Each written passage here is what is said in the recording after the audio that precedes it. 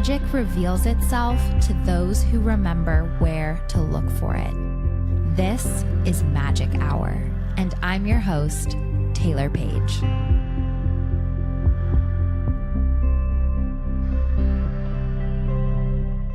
Welcome back to Magic Hour, my loves. Taylor Page here. And I'm Claire, your producer. Hello, everyone. Thank you so much for joining us. I'm so excited for our guest today, Miranda Alcott. She is an animal communicator, and I just love animals. Like, it's sick how much I love animals. Like, the acute aggression that Ronaldo gives me is so next level. And I've just always been super, super connected to animals. And actually, animal energy and what I call animal guides, which is basically the higher wisdom of an animal spirit coming in to help give messages and wisdom to the client, which I call animal guides, have been coming into my readings since day one. Like, animal wisdom and animal energy is something that I do feel like I have a special connection with. I remember there were a couple moments in my development with animal energy that really meant a lot to me.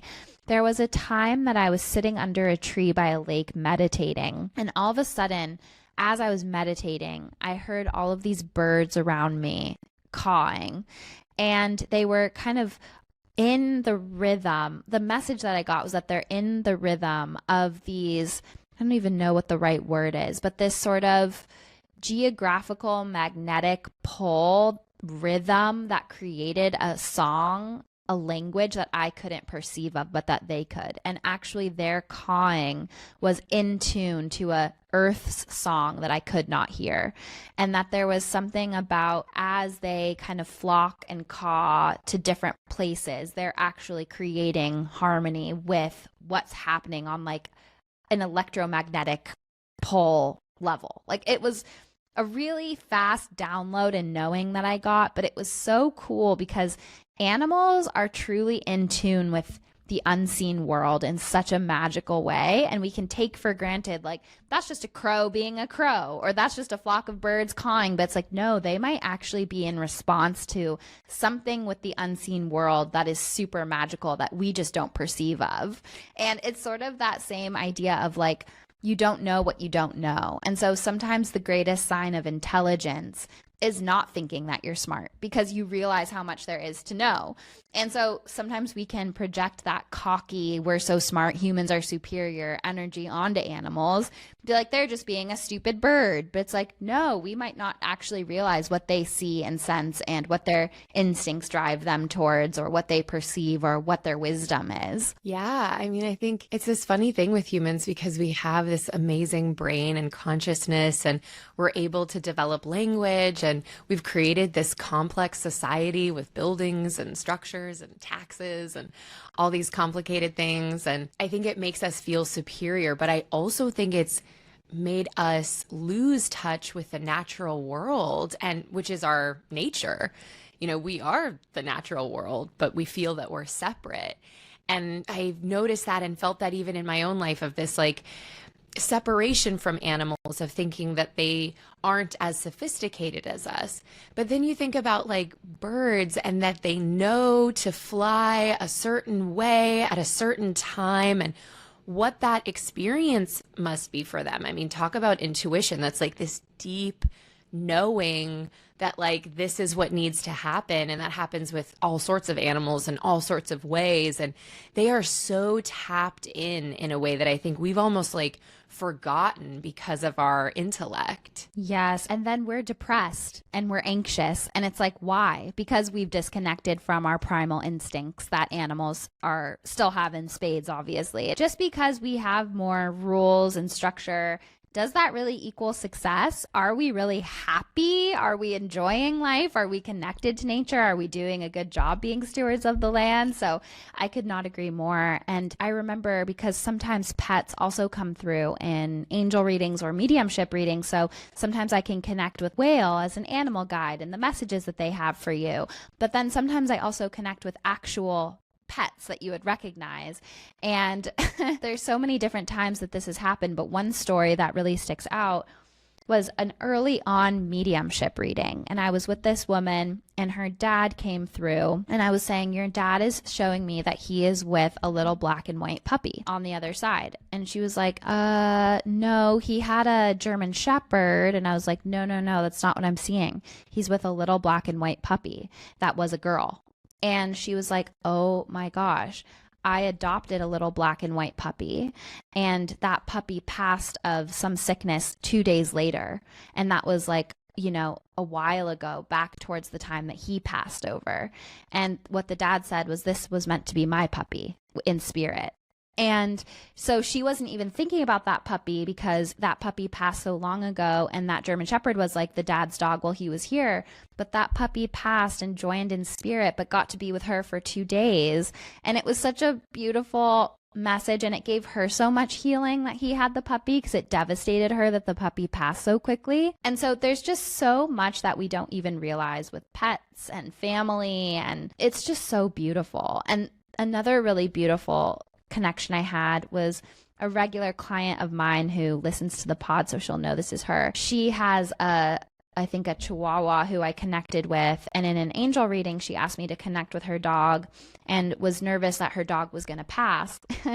And her dog has this staying spirit and this like very like, no, I will never leave you, like dedicated type of energy. And she clearly told me like, I know it seems like I'm passing right now, but I'm not. Like, I'm not ready to go. I'm staying until my mom figures out where she's living. She was on death's doorstep, this dog, and she had like a full turnaround and she didn't pass. And she is still with her owner and she is waiting until her mom figures out where she's going to live and has that very protective energy. And so I think that's why I even love animals so much more, is that I hear them and I see how much they love us and how devoted they are to us and how funny they are and how each one has such a distinctly different personality, and they just have so much wisdom to share. So I'm so excited to get into our episode today with Miranda. Anything you want to add before I introduce her, read her bio? Animals are such a gift, and like that story is just so beautiful. And I think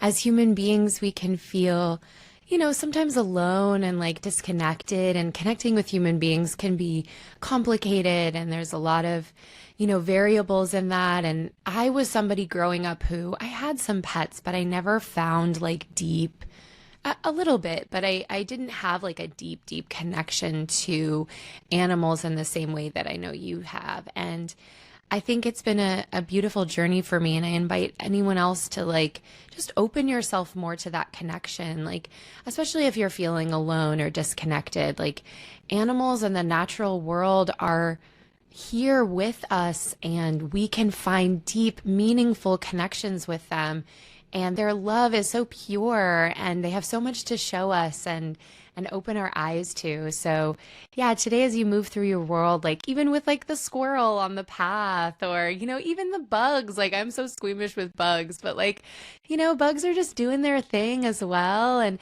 my roommate had such a lovely reframe. She was like, I saw this post that was like, when there's a bug in your house, instead of being like, like, oh no, she's like, think of it as like, oh good, the forest is still here with me, even though I've created this box in the forest is still here with me, and what a gift that is. I love that reframe so much. It's like, we can't pretend that Earth doesn't exist, and it's a good thing that Earth exists, and we try to just create these sanitized little boxes of human comfort, but that is a disconnection from the natural world. That same roommate, she did a reading because she was so scared of spiders, and she was like, okay, angels, like, what's the deal with this?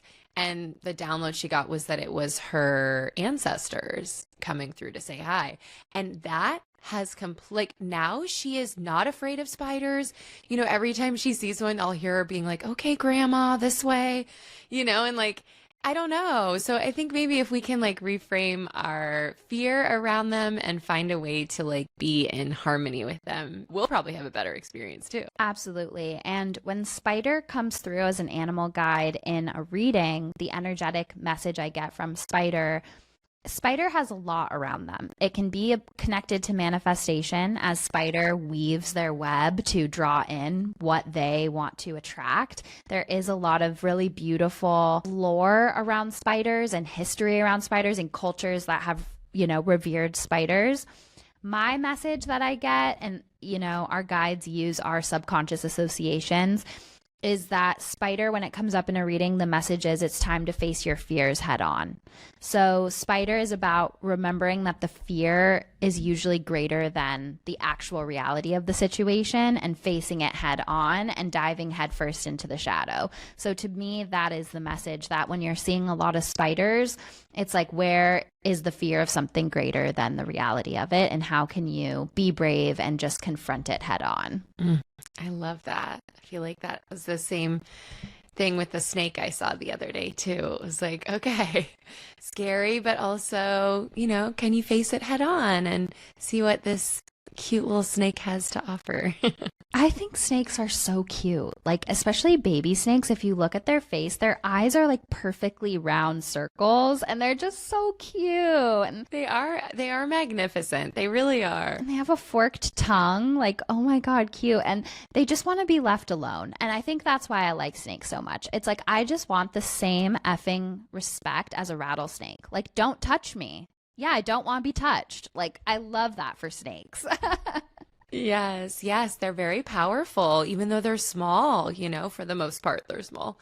But yeah, they're a very mysterious, powerful creature, and I'm definitely trying to embrace them more instead of being so like freaked out by them. Yeah. And sometimes I think it's also just our animal instincts to be like, this could bite me and I'm scared of it. So sometimes it's just a basic human reaction, which is totally fine too. When Ari and I first started dating, Ari is really scared of snakes. And in fact, he asked me literally last night to stop talking about snakes because I talk about them all the time. Oh my gosh, really? Yeah. So literally just last night, he's like, please stop talking about snakes. I was like, heard. But I could talk about them here on my podcast. That's right. Like in my microphone talking about snakes. But early on in us dating, we were in Sedona and there was a man with a python like on the street. And I went up to him and the python started slithering all around me. And I was like dancing with this python. It was on my shoulders. It was slithering around my stomach. I was like, haha, yeah, what a cool python. Ari was like horrified, but because we were so early days, he was like, very cool. Very cool. Love that you're with a python right now. I'll take a picture. But like deep down, he was dying inside. He was like, who is this like crazy white girl? Just like letting this python like go all around her. And so it's just really funny. But there's something about snakes that has always resonated with me. That's hilarious. I would have been Ari in that situation. I used to not even be able to like look at them. It's like something about the way they move really like unnerves me. They look like belly dancers to me, the way they move. Like, like. That's true. That's a good way to reframe it. Yeah, it feels like there's a belly dance connection and they feel connected to femininity to me. Just the way they're constantly shedding their skin and the way we shed our uterine lining each month. And there's just so many connections with the divine feminine and snake energy to me. And it's like, leave us alone. Like, we are powerful and we just want to lay in the sun. Well, I couldn't relate to that anymore. So I clearly need to tap more fully into my snake energy. Yeah, absolutely. And I definitely have moments where if, a rattlesnake was coming up to me on a trail, I would get skittish too. And so it's not to say that both can't be true at once. We can have our prey instincts kick in, but then we can also like and resonate with the higher frequency of what that animal symbolizes. Yeah, and show it the respect it deserves. Miranda kind of touches on this in the episode. It's like, yes, we can connect with animals and we must respect that like they are powerful creatures in their own elements. And just because we can connect deeply with them doesn't mean we're not prey to some of them. So there does need to be a level of deep respect for them, even while we are in our process of connecting or honoring them. We have so much to learn from the natural world and from animals and how we can be a part of the puzzle with them.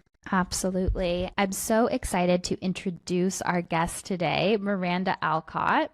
Miranda Alcott has devoted her professional life to facilitating greater understanding and communication between animals and those who care for them, serving as an animal and human communications counselor and animal health intuitive. Miranda is a highly respected consultant working under the auspices of veterinarians nationally and globally to support medical professionals to understand the animal through their initial consultation, monitoring ongoing treatments, and providing feedback during actual procedures. Miranda holds a Master of Arts degree in spiritual psychology with 17 years of postgraduate work in consciousness, health, and healing from the University of Santa Monica and is a TTOUCH T-Touch practitioner. She teaches several popular courses and workshops domestically and internationally for those wanting to learn animal communication techniques based on the methods she has developed. Miranda's ability to serve as a bridge between humans and their animals has had a profound effect by deepening the bond between people and animals. I am so excited for you guys to hear this conversation, but first, let's go into our second angel reading giveaway.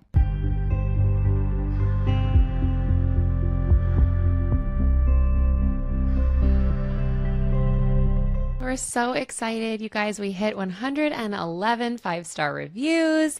So we get to pick a winner. I have a bowl with all your names. I hand wrote all your names on little pieces of paper. I want to show you.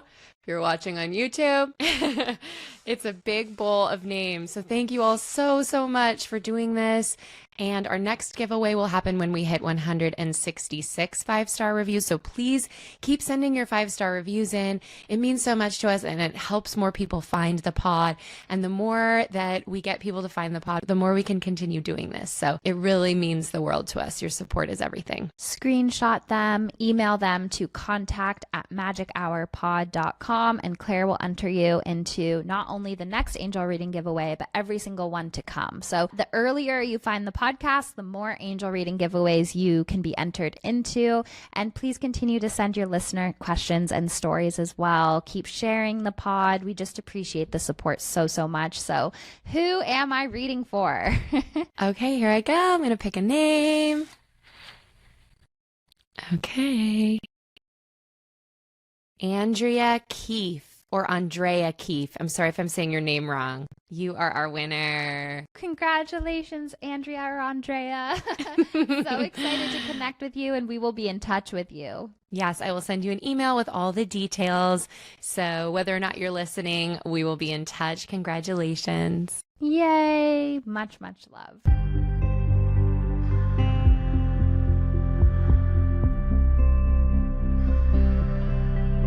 Miranda, welcome to Magic Hour. So happy to have you here today. I am so excited to be here. Thank you for inviting me. This is wonderful. Absolutely. And it's so exciting because I did an hour-long session with you, I think 1 or 2 years ago, maybe 2 years now. And then I got to have a reading with you and Ronaldo yesterday, which we'll go into in a bit. But it's just so beautiful to connect with you. And I'm so excited to interview you. We always start off the episode by asking our guest, what is your big three, your sun, moon, and rising? My sun is Sagittarius. I have 30 degrees Libra rising, and my moon is in Leo. Oh, wow. So a lot of fire. I love that. Oh, yeah. Beautiful. And then my other question is, which this is going to be really interesting coming from you because you use your intuitive gifts in a really unique, authentic way, is how does your intuition speak to you? And it's okay if you just give a facet of that because I'm sure your intuition speaks to you in many ways. I came into this life remembering more than most, so blessed. And so I didn't have the breaks between the lifetimes like some people think of. So I couldn't understand why people didn't know where they just had been. How could you not know where you'd just been? At the same time, as I was acclimating to this embodiment and working, gifts, skills that we come in with would ignite more. And if I just dedicated myself to it, then in a couple of years, something else would be added or the volume would be turned up. So I don't separate. I do when I'm teaching certain ways to look at what I call, one of it is full body resonance.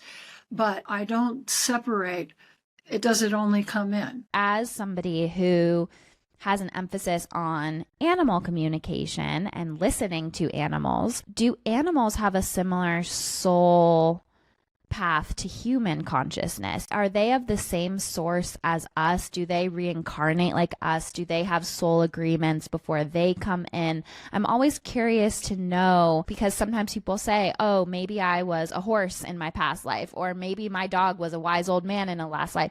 Do pets and humans, or animals and humans, come from the same source? And if not, can you speak to that a little bit? So it's interesting. I would be asking you, but I know this is just an hour that we're having or whatever time, asking you, what do you consider source? But at this point, I can share with you that I had a wonderful, and still do, a wonderful spiritual teacher who asked me many years ago, Miranda, do animals have souls like that? And I said to my friend, I've met monks in dogs' bodies. And he said, I wouldn't share that, Miranda. I wouldn't share that. And so 20 years later, we're standing together and I said, I have this friend 20 years ago. He asked me about, do animals have souls? And I said to him, I've met monks in dogs' bodies. And he said, we have to give everyone time to grow, Miranda. We have to give everyone time to evolve. I said, okay, then. So in answer to that, there are animals coming onto this planet right now and near us that are from different locations. They have different cultures. Everyone has a different culture. For us to understand what's going on in this form that we have, we base pretty much all our understanding from a human perspective. So while it might not be always the soul, there is an energetic that continues, and it's very lovely. And that is a spiritual energetic. And whether we learn from that being or not depends on if it's our time to and if we're open to.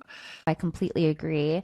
And I wholeheartedly believe and know that animals have souls, because as a medium, I connect sometimes with them on the other side, and they speak in a very similar way as our past loved ones through the language of sensory information, which to me is proof that animals have souls. And I got full body chills when you said that you've seen a monk in the body of a dog. And that just really resonated with me so wholeheartedly. And I also, when you said that they come from different cultures, like cultural backgrounds, different beings, that reminded me of our first reading that we had. And it was something that really stuck out to me when we had our first reading. And you said, well, Ronaldo comes from a different cultural background. So sometimes you have to break it down in ways that his culture can understand, or you have to understand where he's coming from. And that's so true with our pets. And it's so cute and so funny for any animal lover, somebody with an animal in your family, that they look at you with a side eye when you do something they perceive as weird, or I just want to hug him and cuddle him, but that's not his culture. He wants to sit up proud and look at me. He only lets me do that to him if I'm scratching him. It's he has these little things that are so cute and funny, but they totally are a different culture. And so I'm wondering if you can speak to that a little bit, how every animal has a slightly different culture. Yeah, it depends too on who they're with, because they learn what it is we like and what we don't like and what we pick up. But as far as, for instance, canine culture, they are hierarchical and they are based on testosterone, which means that whoever walks in the room with the most testosterone, boom, that head is going to go. And it's important to remember that. That's why guys and dogs get along so beautifully. They're incredible because they, it's as women, we are diffuse focused. As men, human men, they are focused on hierarchical testosterone, which means left to right, one at a time. That's why when our guys walk in the room and say, have you seen my keys? We point behind us because we are diffuse focused. But that's why we need guys, because when the ship goes down, they know how to take care of it right to left. So there's the balance right there of what we're doing. So in different animal cultures, there are different beliefs around them that humans place on them, but there are different cultures that each animal comes in and works with. So if we look at, for instance, a feline culture, if you stare a feline in the eyes, they will be right there. If you look away, you stand the option of being attacked. If you stare a dog in the eyes, we're probably going to have a fight. In other words, two dogs looking at each other in the eyes. So if you look at and know about calming signals in the canine community and their culture, they give each other signals to let each other know whether they mean harm or not. The problem that we're having right now is that in the United States, our societies have decided that it is appropriate to take dogs away from their mothers at 8 weeks. That's crazy. They do not get their culture till 16 weeks solid, and 12 weeks if we're lucky. And now we have dogs meeting each other, looking each other face in the face, eye to eye. One of them has a culture, the other one doesn't. So the one that doesn't keeps coming in a straight line, and now what are we going to have? So it is really important to understand the different cultures from their perspective. It's like learning a different language when you go to a different country, rather than assuming everyone has to know English. Yes, absolutely. And that's so heartbreaking about how they take the puppies away from their mother so young and they don't get their culture. That just breaks my heart so deeply. Well, Taylor, anything you can do to pass that on to your friends, because we've made it that that's the way it needs to be. No, that's not the way it needs to be, any more than we would take a human away from their mom. So we need to be kind and really think about not just us. Absolutely. And so something that you said before we started recording, which I really loved, was that it's not just about talking to our animals, it's about listening to them. And that's such an important part of animal communication, is not just saying, this is what I need from you, but saying, what do you need from me? How can I listen to you? How can I foster your light as well? And so I'm wondering if you can give our listeners some tips to better listen to their animals or connect with them in that way. One of the easiest ways is, I remember when I was trying out this exercise many, many years ago, decades, I closed my eyes.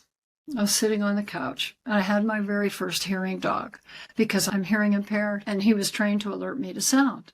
So anyway, I'm sitting on my couch, and he's in another room. And I think, okay, I'm going to try this out as an exercise. So non-verbally, I was saying, radar, radar. I'm sitting there going, well, I don't know if this is going to work. Radar, come into the room, radar. And then it hits me, Miranda, you're deaf. How are you going to know if he's in the room unless you open your eyes? So I open my eyes, and he's going, looking at his watch. So one of the fun ways is, if your animal's in another room, to close your eyes and just relax with it. And you can picture that animal coming to you, and you just have to relax with it. Because if you get really intense on it, now you're inviting the animal into a much more intense vibration of yours, and maybe they're going to go, and come around at an angle to figure out what you're doing. You can do that right before you go to sleep. You close your eyes, clear yourself out from the day, make sure you give Gaia any of the stress that you need to release, because she knows how to handle it. And then you can picture on your mind screen your animal sort of in a video, in a little film. And then you can say to your animal, I'm interested in you're showing me something if you feel I need to see it, but in a very short time, making it graceful and easy for the highest good of all involved. So that you're very clear about, I want you to show me something that's important to you, whatever you need, but in a short period of time. Why? Because we need our sleep. And what they can download that fast will last a long time for us.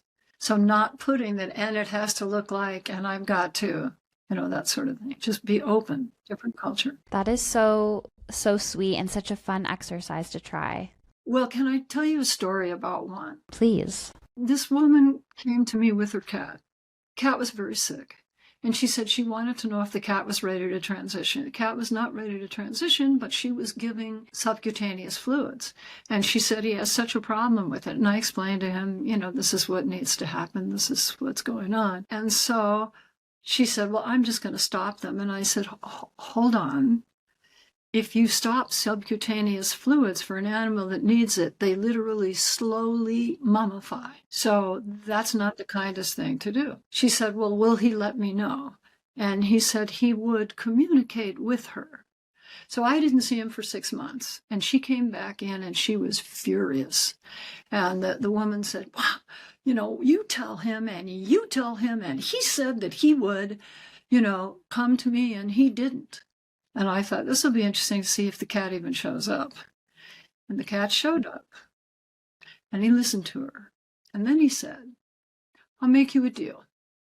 You come to where I am and light a fire, and I'll come to where you are and talk to you. That is a teaching animal, because to realize the different frequencies and the different places that we all inhabit, and to assume that her animal should come to where she is and do what she wants, and it's like totally not respecting, why don't you leave yourself open to communication with this animal and not demand that it look a certain way. Right. It's like we think that our pets, it's like, first of all, they're family members. Like, I don't even really love the word pet, but we think that they are here to just enrich our life. We don't think about our part of our soul contract with them and helping take care of them and meet their needs. That's a beautiful teaching. And you said that that cat was a teacher animal. And so are there certain pets that come into our lives, animals that come into our lives that are here? And I know the answer, but I want to hear you speak to it, that are here to teach us in their own way. They are. It depends on what we have to learn from each other.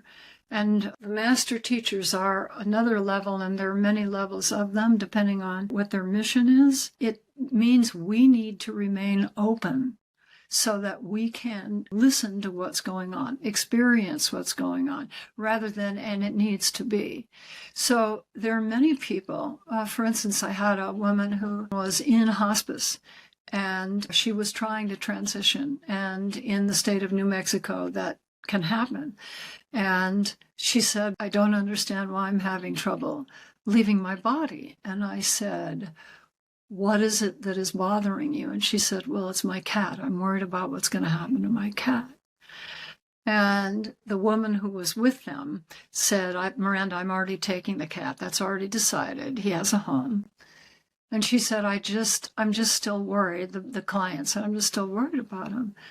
And so I asked her, what are you worried about? And she said, losing him, losing connection with him, losing his support. And he said, why do you think I'm with you right now? And he was in the hospital with her physically. And she said, why? To comfort me? He said, to help you transition.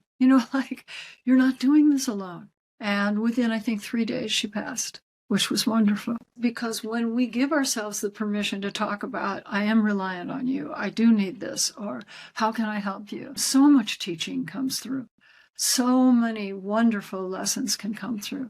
I mean, when we look at all the service animals, there are real service dogs. It's very impressive what those animals do. And now we have animals that are responding to guys returning from active duty, soldiers, who are very challenged. And yet the animals many times can bring them back into what they need to do to center and focus. That's a huge commitment, and a dangerous one sometimes. But there's so many different kinds of teachers. There's so many. Every single animal seems to have a lesson to teach for the right human that needs the lesson. And that's so, so beautiful. Going back to what you were saying earlier about stripping back the boundaries and layers and sort of integrating more dimensions of consciousness and awareness here and now. I find it so interesting when I connect with different intuitives, because I really believe every single one of us is on a unique radio frequency to the way that we need to be of service.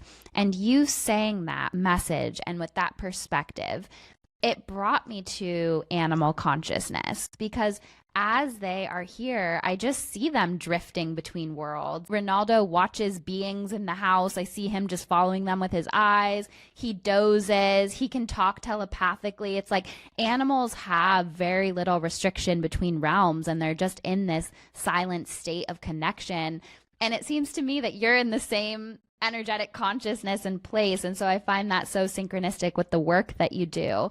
And I'm wondering if you can speak to that when we see our pets looking at quote unquote nothing, when they kind of are drifting in and out of their like cat naps and seeing different layers of consciousness and spirit. Can you speak to that a little bit?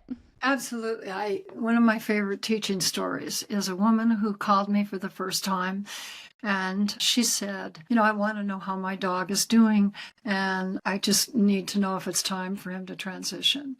And it was definitely time. He made that choice. He was very sick. And she said, okay. So she called back again a few weeks later.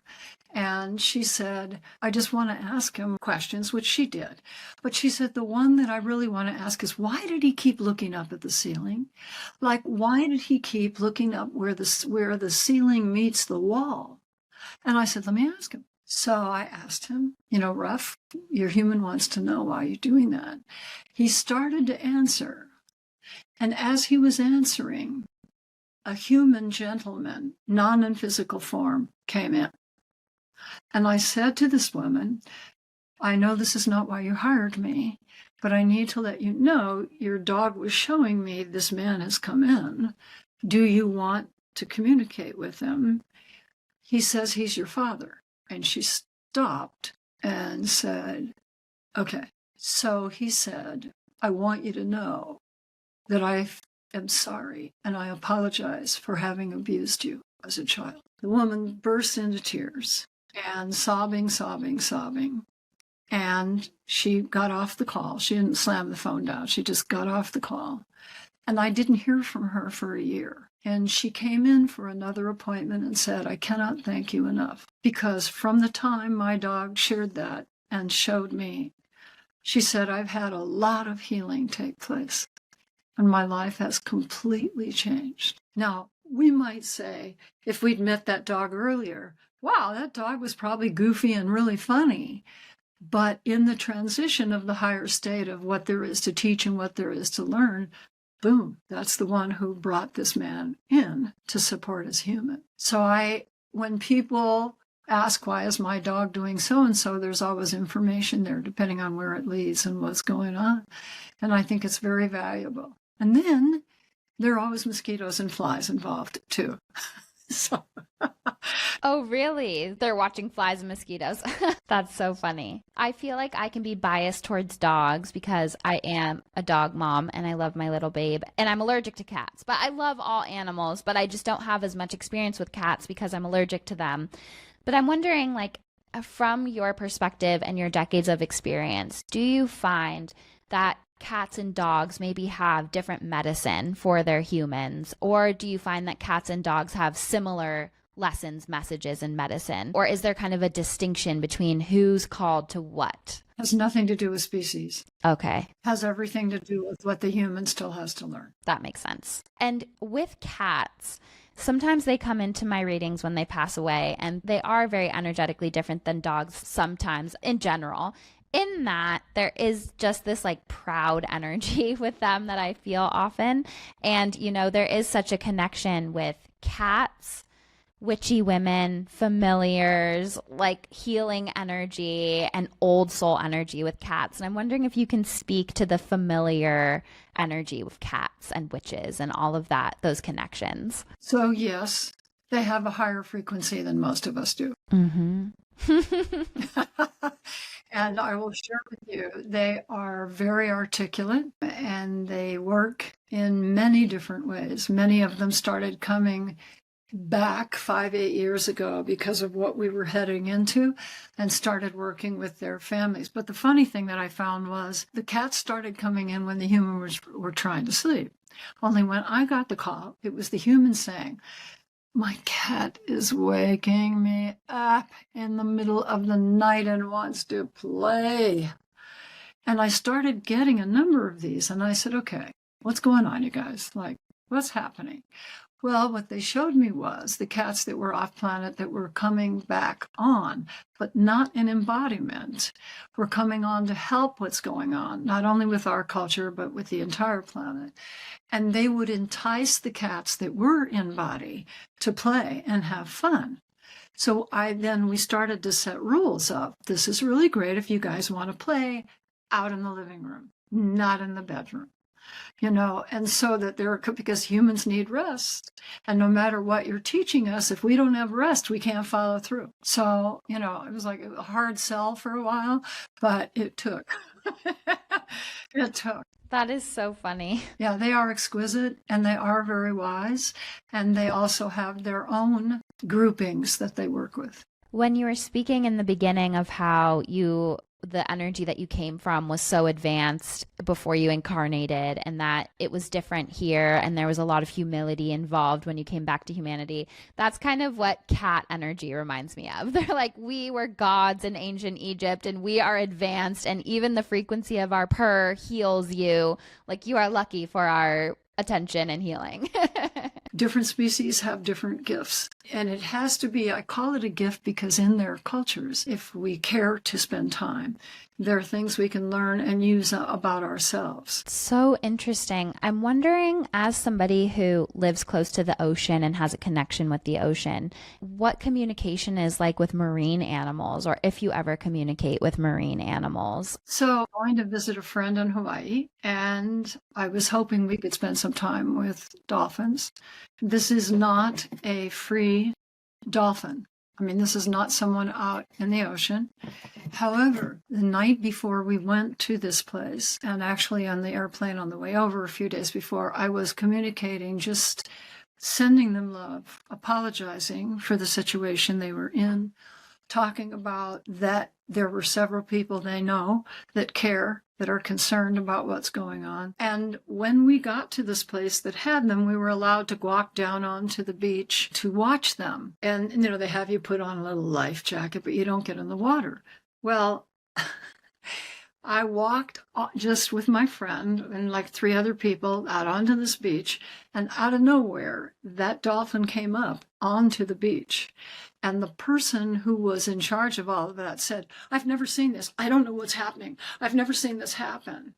And I wanted to be able to give back in a way that was of that language. So if you look at this picture, I'm actually bone to bone. Now, how do dolphins hear? Bone. So their hearing ability is based on frequencies and vibrations. And so I really was grateful that that could happen. There's so much to teach us. Dolphins are a wonderful ticket to learning more about the planet, as are whales. They are easily accessible. They are losing patience, some of them. Some of them are leaving fast now because there isn't room, there isn't health. But that's true of the giraffes. That's true of a lot of different animals. We did have our chance. And now it's not about saving our planet, it's about reconstructing it. It's very different focus. As somebody who has that connection with the animal kingdom and world, do different species come to you with messages or petitions or ask for help? And it is such a sad connection with the natural world and global warming and disasters and not enough water and just so many things going wrong, and how that goes hand in hand with the animals. And is there any message you want to give about that, or any ways that the animals speak to you about that? Because that has been such a major lifetime journey for me, seeing what was happening and seeing it approach. There are animals who came here from other places onto this planet, knowing that there was going to be a limited time, if you will, for what their involvement would be here. There are others who are grateful but ready to return home from whence they came. There are so many options and challenges, and what you talked about the lack of water and what we're going through is very real. What I would like to say is that paying attention to what you care about is the most important part of this whole puzzle. And a caveat to that is, if you choose to become involved in any one of the many things you just mentioned, to be the most useful, you need to watch your energetic outflow, because a lot of people burn out. Because let's face it, we need water. So if you become involved where there isn't water and you don't have your clear boundaries, you too are going to go down, and that's not helping us. So choosing a focus, whether it's trees, whether it's animals, whether it's dirt, is really important. And what you can do is actually ask for energetics that are not yours, but that are purer, to come in and help, and that if there is information that you can have that will help, that you put yourself in a state of writing or of dictating so that you're still honoring where you are, not just going into it. It's really important to do that. So I'm saying, yes, grounding at the time you are using your beautiful skills and gifts, Taylor. That's incredible for all your students and clients. That's really important because we have wonderful hearts or we wouldn't be together. This wouldn't have happened today. So it's not about us being loving. It's about us being loving with ourselves so we can help others.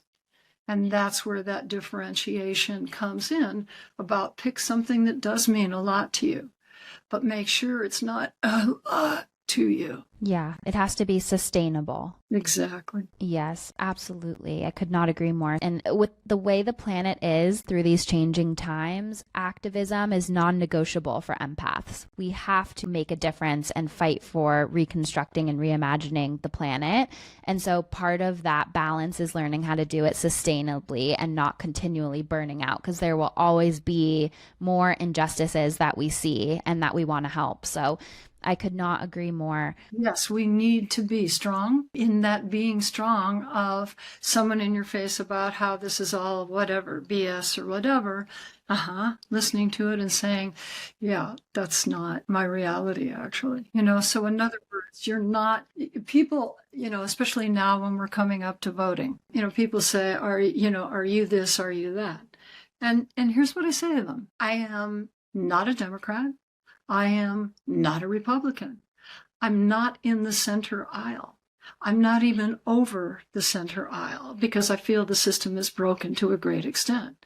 So it comes down to personal morals. And I'm sorry, I can't help you with that. That's a personal choice. Because from my perspective, it puts it back in the lap of the person who wanted to argue or be upset. Don't have time for that energy. Yeah, not mine. Mine is to actually work on the improvement. I think that's a big part of what makes the sustainable activism is not giving our power away to everybody else's opinions, but being so grounded in our truth. And it's true. Right now, politics is more about morality than ever before. It's not just about fiscal issues and things like that. It's like truly down to morality. And so I could not agree more. I want to circle back to whales because they're so amazing. And I was in Cabo during the blue whale birthing season this year, and we were swimming in the ocean and hearing their songs, and they were with their little calves, and it was so, honestly, it brought me to tears every time I saw them. It was just so powerful, so amazing. And there's just something about whales that I feel on a remembered soul level moves humans. It moves us so deeply and spiritually. Just seeing whales is so moving. And I'm wondering if you could speak a bit about their wisdom, what they have to teach humanity, just anything in connection with whale energy. They are not from here. And their focus of being here to help the humans, they too are leaving. As are the llamas, as are the giraffes, as are, it goes on. But they are such wisdom bringers that spending time with them helps. Now, you can spend time with them and not have to be in the ocean and be up in the Rockies. And they are accessible as long as you approach with respect. And so what I would say to people is when you do your evening meditation to focus and center, really make certain that you clear any need to, and I need to get a hold of you or be in touch.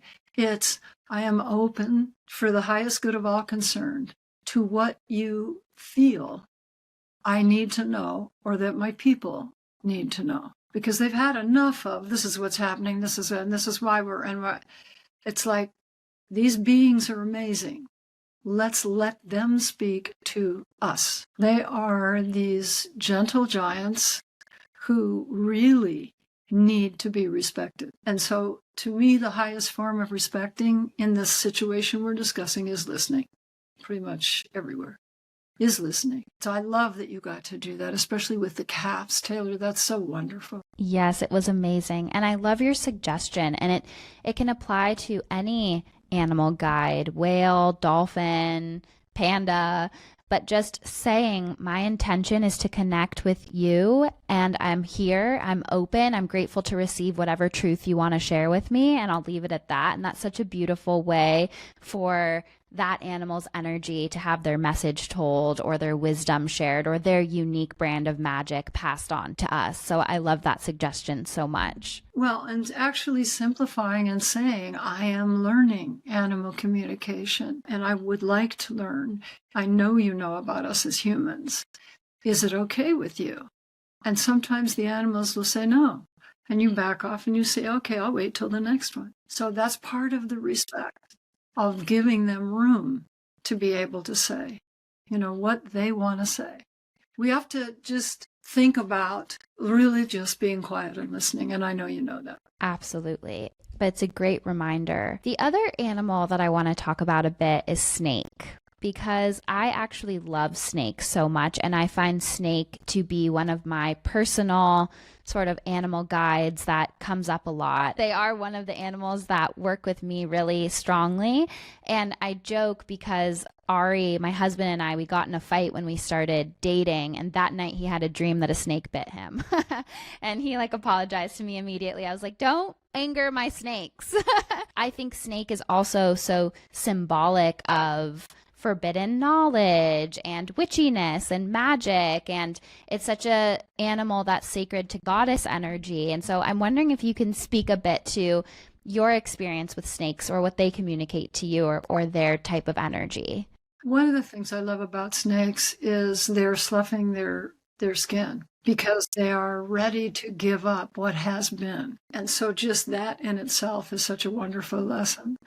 And I don't equate them necessarily to any kind of dark energy more than just that they are from a different culture than I am from, and that they know so much from watching. They are amazing at just holding still.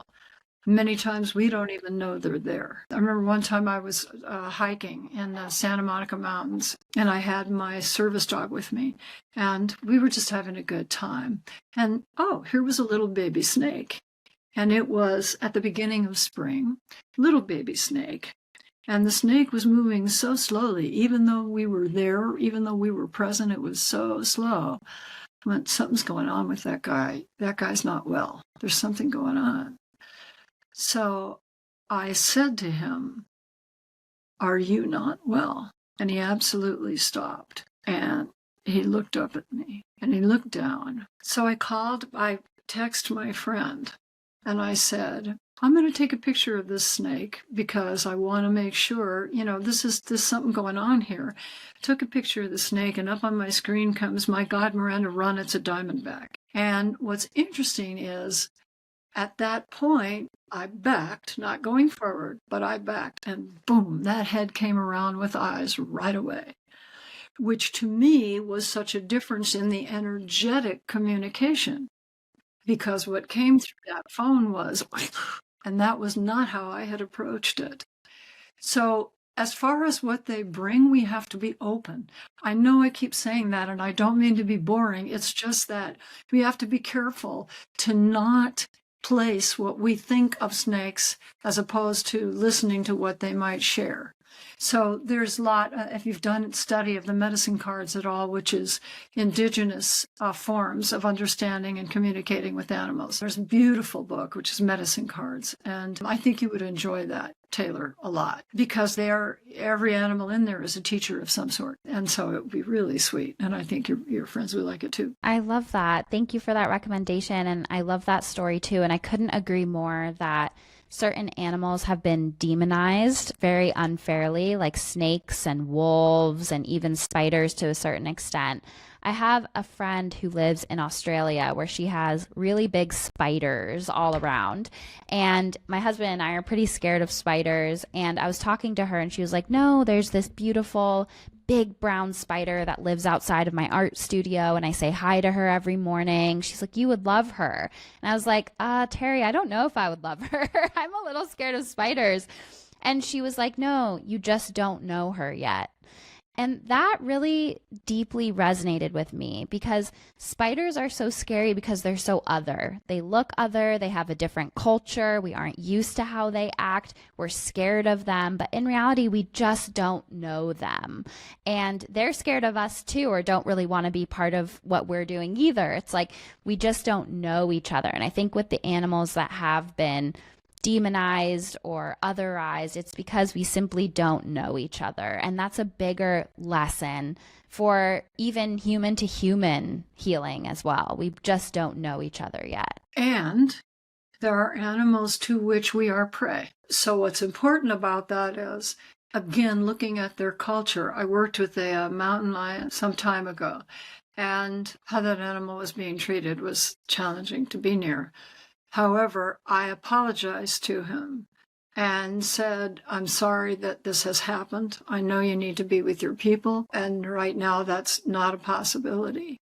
And I'm telling you, if that animal could have reached me, it would have taken my face off. It had everything to do with what he's been through, with who he is, and his natural instinct. So I'm saying that just as we need to be conscious of the culture, we just need to really know who we're working with so that we can give that animal space and not feel that we have to, with each animal, share love, but with the expectation that that will gentle them because they have their own culture of who they are. Right. And when you're speaking to that, it just makes me think of that snake story, how the communication you were having with him was very different than that head coming up and wanting to strike. And so I think that there's a difference between connecting with the medicine, message, and wisdom of an animal and then going up to them in their natural habitat in real life when you're their prey. So I think you can get their wisdom and healing, but it's like us in survival mode versus our higher self. Animals have two different parts of their soul and psyche, and then their instincts in survival mode too. And so just respecting that. And more than two, for sure. Yeah, more than two. That's just an oversimplification. Let's circle back then to the reading that I had with you yesterday. I just want to speak about it a little bit before we close out this hour together. I loved it so much. And one of the things I found so funny was, first of all, Ronaldo had a little sass, which I loved. He was really funny. And he was saying, like, my mom is so scattered right now. And, like, when are the people going to leave our house? Like, I don't like how there's men in our house, and I don't like how scattered my mom is. And basically, I have been traveling for like 2 weeks, and then our upstairs bathroom is getting renovated. So the whole upstairs is full of workmen all day. And I, during that renovation, stayed at a hotel for one of the weeks. And Ronaldo was going back and forth from the house to the hotel, and there were men in the house. And so the very first thing he was talking about was like communicating that and being like, I don't want to go back to the hotel. I just want my house, and I want those men out of the house. And it was just so like precious to hear his thoughts. And one of the things that I loved about the reading too was that it's not just about me getting messages from him. It's also you explaining things to him. It's you communicating, well, this is what's happening. This is what you can expect. Like, what do you need your mom to know from you right now? And this is what you need to know right now. And that's so helpful too, because Ronaldo can be a really anxious dog. You know, I adopted him when he was 12, and he has a lot of separation anxiety, and he's become so much better with our routines, and he's with me all day. But I just love the part of the reading that was you easing his anxiety by letting him know what to expect. I found that really beautiful. He's like truly my son. I love him so freaking much, and he is the center of our family. Like, everything is for him. So he's so sweet. He's in his little bed right over there off camera. He's with me all day. And another thing you shared was that, you know, there was a little bit too much time in between when he ate breakfast and dinner, and that he needs a little snack in between. And so something you recommended was organic Persian cucumbers, because they're easy on the gut and they have that same crunch as like a bone. And so I brought that for him today. This is his first day to have a little snack. Our reading was yesterday. So yeah, I'm just really excited to dial him in. Yeah, Taylor, your rating's going up. You know what I'm saying? Like your dog, your rating is going up now. Not that it needed to. Not that it needed to, but boy, you get those cucumbers in there. You got them.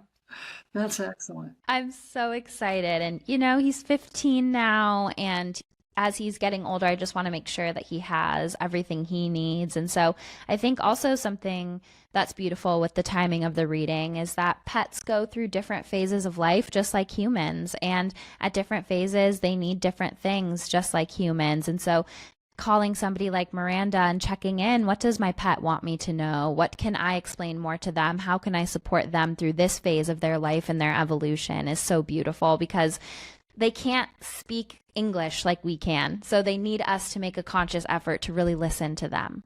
It's so incredible. Whether it's standing next to your horse in the field and just being, whether it's walking with your horse in a walking meditation, it is so honoring and so respectful. And it changes the balance of everything. Yes, and we're here to be stewards of the natural world, not continually take and take and take and take. We're here to support and give and steward and help them flourish. And so I love that. And you mentioning horses just made a memory pop into my head that I want to share really quickly. When I was studying at Arthur Findlay College in England, mediumship, there were saved horses that lived in the pastures of the school. And they were so beautiful. And I think they had been saved from like the racing, horseback racing industry. A lot of them had like caved in backs, and it was really sad to see. So, but they were grazing on the pastures in like the most beautiful English countryside, like a complete 180 for their life. And there was a horse among them that was neurodivergent. I don't know what was exactly wrong with it, but it would kind of constantly twitch and kind of had a lot of twitches and just seemed there was something, he was just neurodivergent in some way. And the other horses would flank him, and anywhere he would walk, the whole group of horses would walk with him and protect him. And it was like, I mean, it brought me to tears every time I watched them because it was the most gentle, compassionate, peaceful community energy I have ever witnessed in my life. And the patience that these horses had with this member of their community that was neurodivergent, they would just drift with him. Wherever he or she walked in the pasture, the other horses would drift right along, watching every single side of that horse to make sure they were safe. And it was the most if you just stop to get quiet and observe animals, you will learn so much and you will be so moved by their magic and their wisdom. I had a wonderful experience of witnessing horses at pretty much not quite midnight, it was earlier than that, on the desert in New Mexico. And I had never seen this happen. There were a number of them, and it was as though someone had directed them. But just as I was standing way far away, but it was a full moon and I could see their backs. I could see where they were. And at some point, they all turned to be in a circle and look up. And they stood that way for a while for the focusing and the centering and getting that established in their bodies again. It was so meaningful to me in the dark, but you could see the reflection of the full moon on them and the peace. There's so much that we don't know. When we think about it, just so blessed to be near. Yes, and closing it up with that idea of what you were saying in the beginning of stripping back the barriers and the walls, that's how animals already live. And so when they're making perfect circles and living in this patient, magical, wise, communal way, they're seeing things we don't see. They know things we don't know, and there's so much wisdom that they carry, and they're already living that way. And I always say the truth is simple and fear is complicated. And I feel like we can think that these animals that are so wise are like simple, but they're actually not. They're just in alignment with a deeper truth that we're catching up to. So well said. Amen, sister. Absolutely.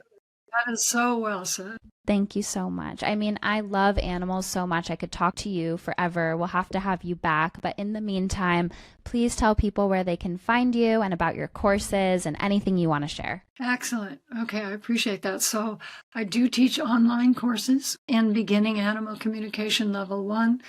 That is a 6-class course, 2 hours each class. The last class is 3 hours.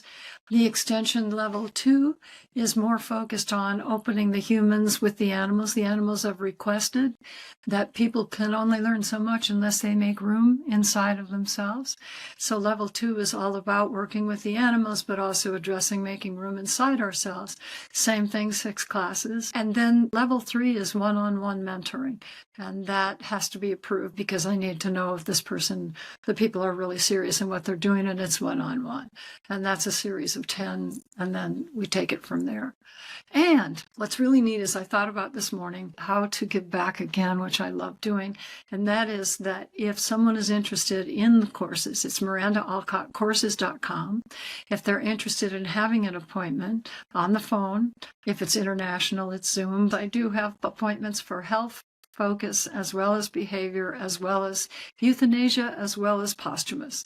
And that, if you remember this, Taylor 20. You put that in when you go to purchase the appointment, and you put in the coupon. That'll work, and it'll get you 20% off. Thank you so much for offering that to our community. So that is code Taylor20 at MirandaAlcott.com for her readings, her courses. I really hope you take advantage of this resource and this code and this wisdom. I have so enjoyed this conversation with you. Thank you so much for coming on to Magic Hour and for being a voice for the animals and their wisdom and the messages that are so important as the planet continues to shift and transition. Much love, Miranda. Oh, thank you, Taylor, for inviting me. This has been such an honor and such a blessing to be with you all. Thank you so much. It means a lot to the animals and to me. So thank you.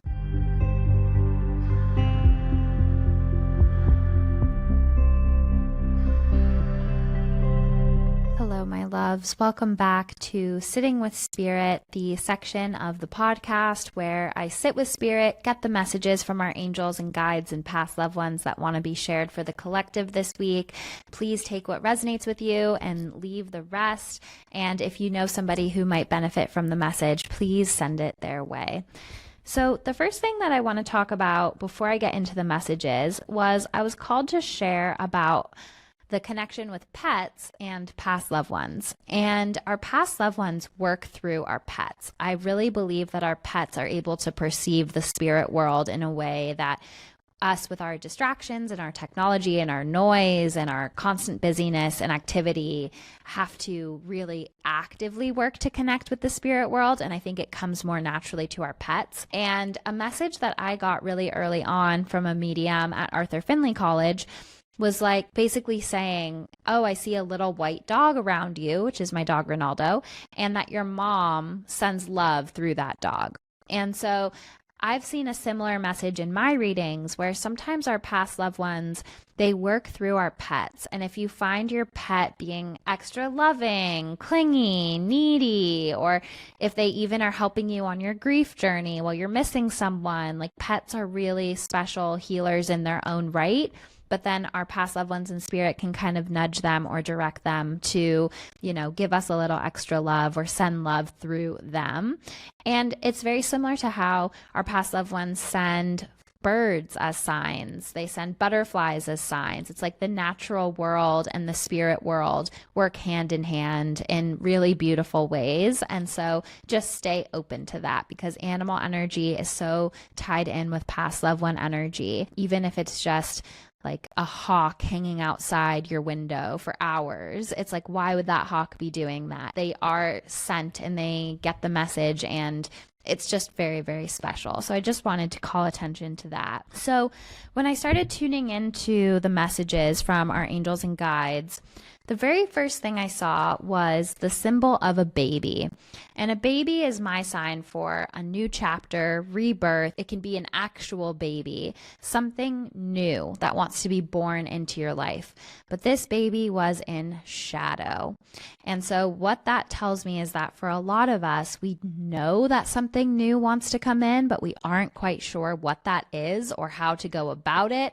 Or we might be having doubts about it, fears about it. The inner villain voice might be very loud.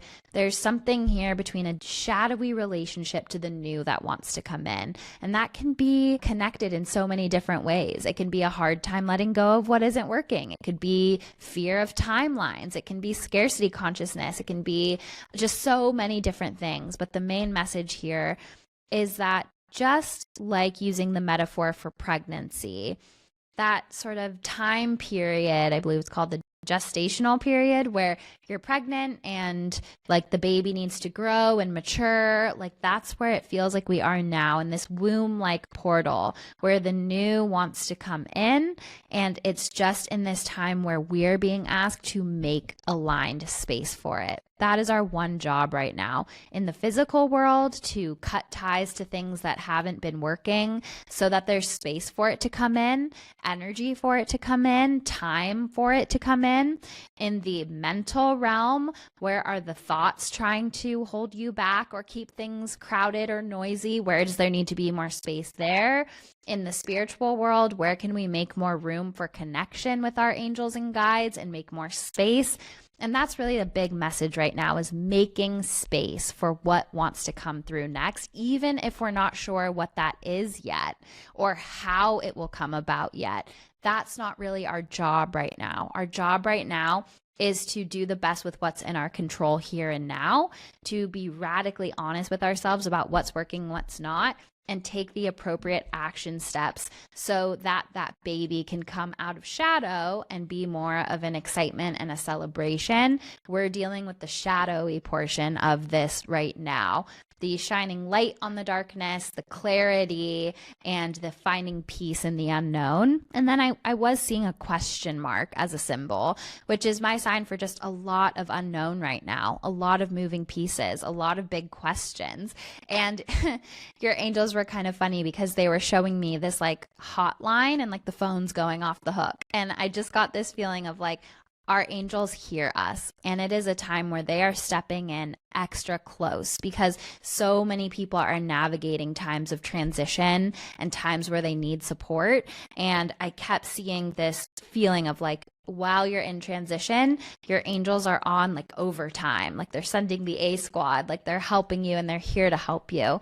And your job right now is to continue to make space so that that symbol of a baby energy has space to come through, has the right conducive conditions to come through. And that's what's in our control here and now. I was getting a female past loved one coming through. She showed me ballet slippers, and I felt like there was a connection to her as a ballerina and that she would have been really proud of that. And she was showing me my symbol for mental health. So that doesn't always mean like something diagnosed like bipolar or something like that. It can also just be like struggled with anxiety or depression or low lows, and sort of needing to constantly be in connection with what are my thoughts saying, where is fear lying. So it can, the mental health symbol can kind of be a full spectrum of what that could mean. She was also showing me music notes, and I felt music was very important to her. And I saw like an old jewelry box with a ballerina that was like twirling on it, which I feel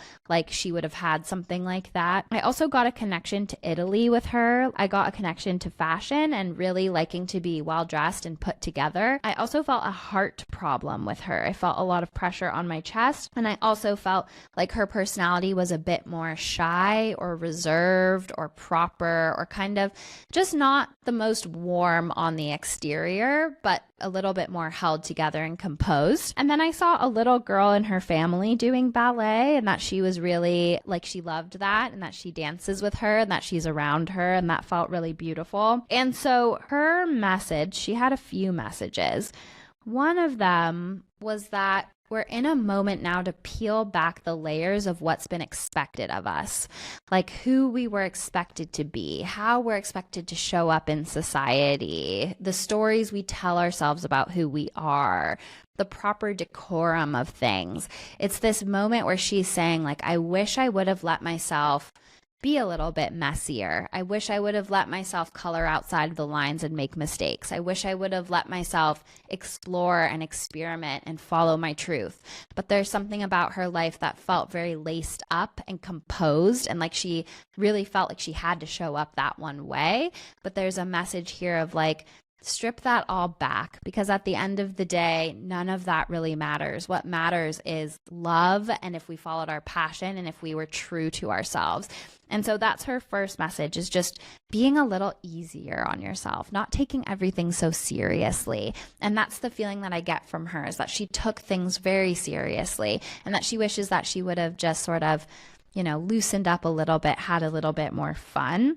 And then she was showing me the symbol of a lotus flower coming into bloom. And she was saying too that in her life, she was a little preoccupied on appearances and material things.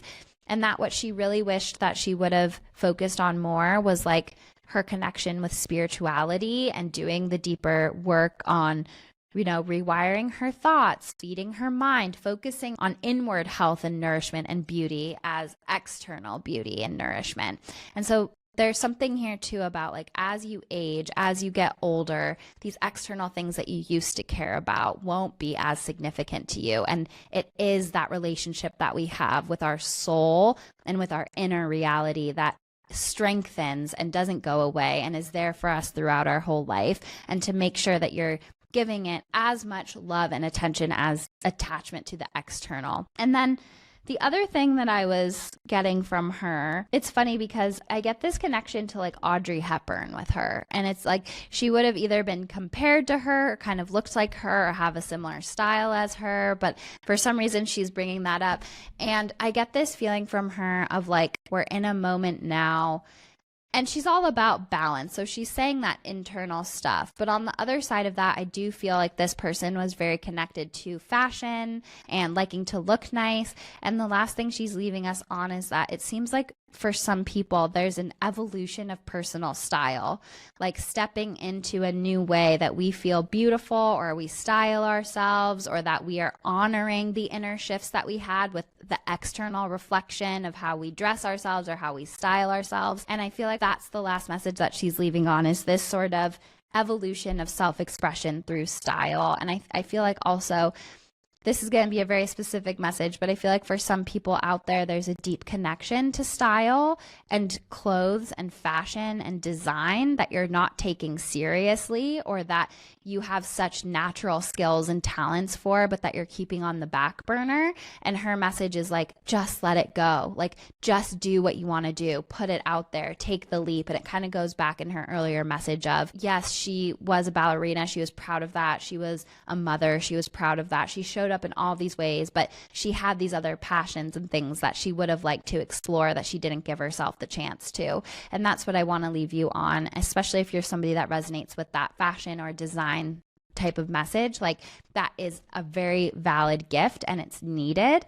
And whatever your gifts are, the last message here is just, don't sleep on them. Don't let the imposter syndrome hold you back. Life is too short. Let yourself play. Let yourself make mistakes. Just let yourself be a little more graceful with the dance that is life. You don't have to be perfect at it. And she wishes that she was just a little more gentle on herself while she was here. So those are the messages. Claire, do you want to add anything? That was so beautiful, and definitely all things I really needed to hear in this moment. So I'm so grateful for you and for the messages, and especially what you said at the beginning about how this is a moment of big transition and letting go of stuff and not being sure what's coming in. And that can be such a challenging experience. I'm definitely feeling challenged by it. So just sending love to anybody else who is in that experience right now, and taking the last thing you said of just not being so hard on ourselves and knowing that we're supported extra when we're in those moments is just such a comfort. Absolutely. Thank you for saying that. I agree. And yeah, I think the baby with the shadow is like sort of one of the most important parts of the message this week. I think we're in this really interesting moment, but what's in our control is honesty, knowing what isn't working, and just continuing to move the ball forward in what our heart is asking for. And I also, one last thing I feel called to share is that for some people, this feels tied to fertility or pregnancy loss, this baby with a shadow over it, and the fear of that. But I just want to say I get this overarching feeling of like the joy on the other side. And so I do feel like there's this message here of just keep moving forward, keep trusting yourself, keep trusting the path, and know that there's so much joy on the other side of this shadowy time, the questioning time, and there is this rebirth moment. And I really want to leave on that note, because that like angel overtime hotline, they're working overtime to help bring you to that joyful place. And what they're saying now is that there is joy in the here and now as well. So focus on the joy, because we can't always be pushing to like, what's next, what's next, what's next. But there's also joy and magic right here, right now. And make sure that you're creating space for that too. Yes, that's such a good reminder. Thank you so much for tuning in to Magic Hour, my loves. We hope that you have a beautiful, beautiful rest of your week. Much, much love.